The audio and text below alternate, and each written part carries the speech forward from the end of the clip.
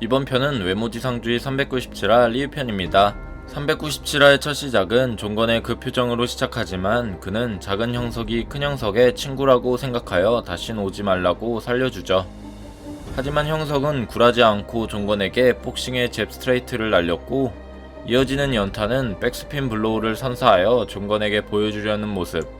이후 극진가라데 3.1월 차기를 통해 종건의 간을 노렸지만 그 공격을 막고도 아무렇지 않아 하는 종건. 그의 무술들을 보고도 시큰둥한 종건은 형석을 잡으려 했고, 이에 형석은 잡기를 피하며 태권도 회축을 통해 종건에 맞서죠. 그 모습을 본 종건은 몸의 버릇이 큰 형석과 비슷하지만 왜 너는 쓰레기냐며 불가사한 몸에 느껴지는 완벽과 니놈의 노력은 다르다고 말해줍니다. 그 말을 들은 형석은 죽을 각오로 책상을 들어 그와 상대를 하지만 역부족. 종건은 애새끼도 가지고 있는 게 분노와 투지라며 그를 내려쳤으며, 작은 형석을 죽이기 전 왜 강해지고 싶냐고 묻자 형석은 남에게 기대지 않고 자신 스스로 강해지고 싶다고 소리치죠. 하지만 종건은 그의 많은 무술들을 보며 이미 배웠다고 얘기하곤 형석의 도화지 아래엔 너무나 많은 무술의 낙서들이 그려져 있기에 그를 키울 수 없다는 이야기를 해주고 있습니다. 그 말에 형석은 자신은 배운 적이 없다며 종건이 했던 아이키도의 폼을 그대로 붙잡아 뒤로 돌려서 던져버리죠. 그동안 싸움으로 봐왔던 것들은 배우지 않고 따라한 자신의 재능을 말해줍니다. 그 말을 들은 종건은 그 재능은 김감룡으로 주먹의 역사가 시작되고 나서 고작 3명뿐이 가지지 못한 재능이라며, 심지어 싸움의 천재라고 불린 이도규도 그 재능을 가지지 못해 분해했던 연출이 있었다고 하죠. 그 카피 재능을 바로 작은 형석이 가지고 있던 것. 종건은 그의 이름을 물어보며 제압하고 너를 내 최고의 작품으로 만들겠다라며 형석을 어디론가 끌고 가게 됩니다. 한편 대구에 있는 대우산에선 이진성이 누군가를 찾으며 산을 가고 있었고, 그의 앞엔 커다란 종이 있었으며 그 종엔 주먹 자국이 있었습니다. 바로 그때 뒤에서 십자가를 한 수상한 중이 진성을 찾아왔고, 그 주먹 자국의 원인이 마테수라는 사실을 알려주게 됩니다.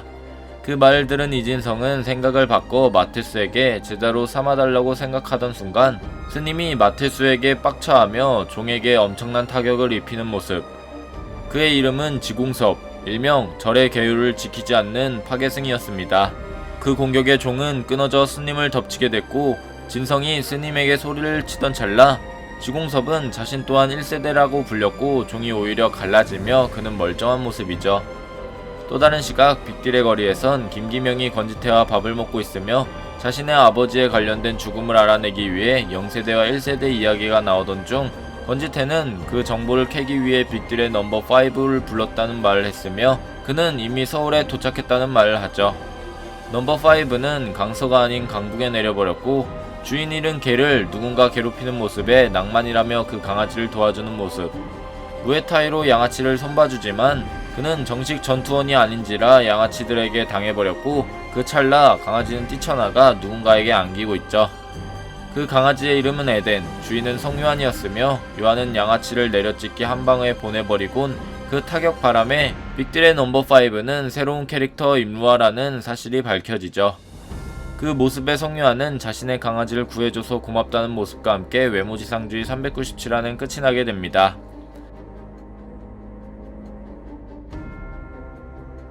(397화에) 나온 떡밥은 빅딜의 넘버 5 임루아, 아무나 가질 수 없는 재능 카피, 대구의 1세대 지공섭 등이 있었는데요. 먼저 빅딜의 넘버 5 임루아는 작가님의 직원분이며 유튜브에서도 출연하셨습니다.